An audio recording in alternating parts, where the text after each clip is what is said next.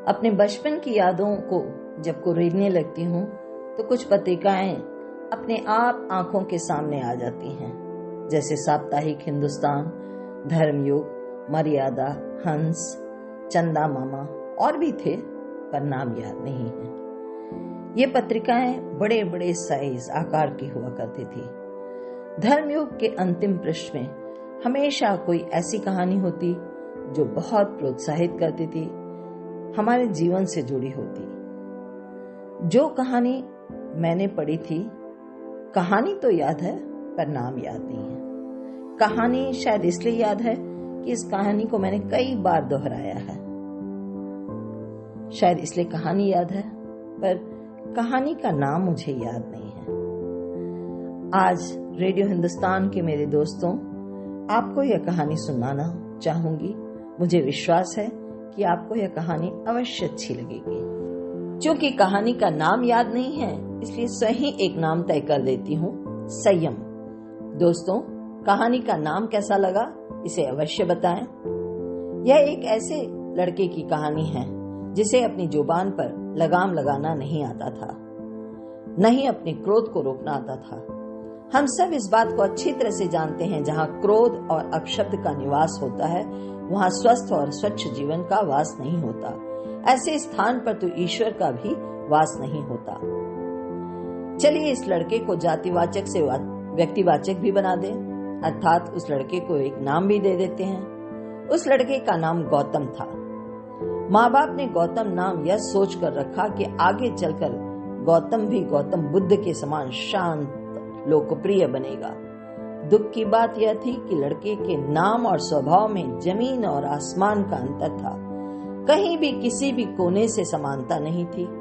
गौतम बहुत गुस्सैला स्वभाव का था और जब उसे क्रोध आता था तो वह अपनी चरम सीमा को पार कर जाता था। संयम का तो नामो निशान नहीं था। ऐसे ऐसे अपशब्दों का प्रयोग करता कि अगल बगल खड़े लोग भी शर्मिंदगी महसूस करते। वैसे वह खुद भी अपनी इस आदत से परेशान था। शायद इसका यह कारण था कि वह एक सभ्य और सम्मानित घर का लड़का था। वह जानता था कि क्रोध और बदजुबानी मनुष्य के सबसे बड़े दुश्मन हैं, जिन्हें वह अपनाकर अपने लिए ही गड्ढा नहीं खोद रहा है, साथ ही अपने घर वालों को भी शर्मसार कर रहा था। गौतम की माँ भी परेशान थी कि किस प्रकार अपने बेटे को उसके क्रोधी स्वभाव से बाहर लाए। वह हमेशा इसी सोच में, इसी चिंता में डूबी रहती थी। अचानक उनके दिमाग में सूझा। उन्होंने गौतम को बुलाया और कहा, बेटा, तुम जानते हो कि क्रोध तुम्हारा सबसे बड़ा दुश्मन है, क्योंकि क्रोध में आकर तुम्हें होश ही नहीं रहता और ऐसे ऐसे शब्दों का प्रयोग करते हो जो कभी हमारे संस्कार के हो ही नहीं सकते। बेटा, क्या तुम्हें अपने इस अवगुण से बाहर आने की इच्छा नहीं है? गौतम को बहुत खराब लगा। उसने दबे स्वर में कहा, माँ, मैं जानता हूँ मुझे बहुत जल्दी क्रोध आ जाता है और जब मैं गुस्से में रहता हूँ तो अपना आपा खो देता हूँ, अनाप शनाप बोलने लग जाता हूँ। पर क्या करूँ, अपनी इस बुरी आदत से कैसे बाहर आऊँ, मुझे कुछ समझ नहीं आ रहा है। माँ ने कहा, बेटा, मेरे पास एक उपाय है, क्या तुम उन्हें जानना चाहोगे? गौतम ने जल्दी से हामी भर दी। इस पर उन्होंने कहा, गौतम, मैं तुम्हें कुछ कीले देती हूँ। जब भी तुम्हें गुस्सा आए और तुम उसे रोकने में असमर्थ हो जाओ तो उस समय उन कीलों को तुम बगीचे के सुंदर नक्काशीदार दीवार पर ठोक देना। गौतम ने पूछा, पर इससे क्या होगा माँ? माँ ने मुस्कुराते हुए जवाब दिया, बेटा, तुम खुद देख लेना कि क्या होगा। गौतम ने ऐसा ही किया। कील लेने के बाद पहली बार जब गौतम को गुस्सा आया और वह अपने क्रोध को नहीं रोक पा रहा था, तब उसे माँ की दी हुई कीलों की याद आई। उसने बड़े आराम से एक कील निकाली और दीवार पर ठोक दिया। इस तरह उसने एक एक कर 40 कीलों को सुंदर दीवार पर ठोक दिया। हाँ, आखिर के 5 कीलों को ठोकते ठोकते वह थक अवश्य गया था। अब कीलों को ठोकने का सिलसिला चढ़ पड़ा, परंतु एक बात अवश्य थी, धीरे धीरे कीलों की संख्या कम होने लगी। कभी कभी तो कीलों को ठोकते ठोकते वह थक जाता था या यूं ही उठकर वहां से चला जाता था। एक दिन गौतम बगीचे में घूम रहा था कि अचानक उसकी नजर उस नक्काशीदार सुंदर दीवार पर पड़ी जिस पर उसने गुस्से पर काबू पाने के लिए कीलें ठोक दी थी। दीवार की सुंदरता में जैसे नजर ही लग गई थी। दीवार बड़ा भद्दा लग रहा था। वह कुछ देर दीवार को देखता रहा, फिर मन ही मन उसने कुछ निश्चय किया और दीवार के पास जाकर खड़ा हो गया। फिर एक एक कर कीलों को निकालने लगा। सारी कीलों को निकालकर वह सीधे अपनी माँ के पास पहुंच गया और कहा, देखो माँ, आपने जो कीले उस सुंदर दीवार पर ठोकने के लिए दिए थे, मैंने उन कीलों को दीवार पर ठोका जरूर था, पर आज निकाल भी दिया है। अर्थात मैंने अपने गुस्से पर काबू पा लिया, अपनी जुबान पर विजय पा लिया है। माँ ने बेटे की पीठ थपथपाई। वह बहुत खुश थी।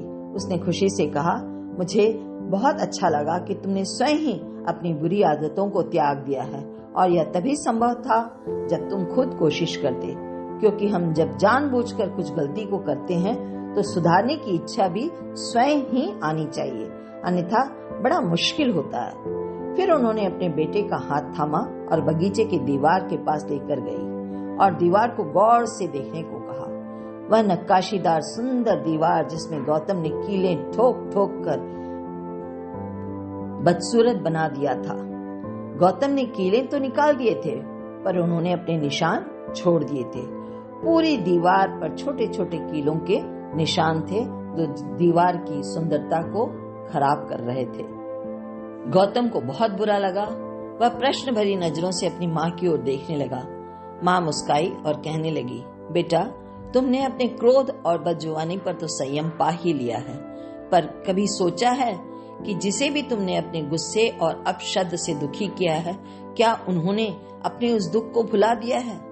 शरीर पर लगे चोट को तो आदमी भूल भी जाए, पर आत्मा या मन में लगी चोट को भुलाना बहुत मुश्किल है। यह ठीक इस दीवार की तरह निशान छोड़ जाती है। बेटा, माना कि तुमने सफलतापूर्वक अपनी आदतों को बदल दिया है, किंतु जिस तरह इस दीवार को फिर से सुंदर बनाने के लिए तुम्हें मेहनत करनी पड़ेगी, ठीक उसी तरह उन लोगों के साथ जिनके साथ तुमने क्रोध दिखाया है, बदजुबानी की है, उन्हें भी, उन रिश्तों को भी तुम्हें फिर से संवारना पड़ेगा। उन रिश्तों की कटुता को भी अपने प्यार, अपनापन और सम्मान से मधुरता में बदलना है। तभी तुम सच्चे मायने में सही रास्ते पर आए हो। गौतम ने अपनी माँ की ओर देखा और मुस्कुराकर गले लगा लिया। तो रेडियो हिंदुस्तान के मेरे प्यारे दोस्तों, मुझे विश्वास है आपको आज की ये कहानी अवश्य अच्छी लगी होगी। तो अब अनुमति दें उमा प्रभाकरण को ऐसे ही अपने पंडोरा बॉक्स से छोटी छोटी कहानियों को लेकर फिर आऊंगी आपके पास। तब तक सुनते रहिए रेडियो हिंदुस्तान।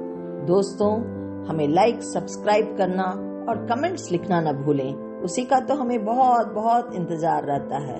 तो दोस्तों, करते रहें काम और सुनते रहें रेडियो हिंदुस्तान।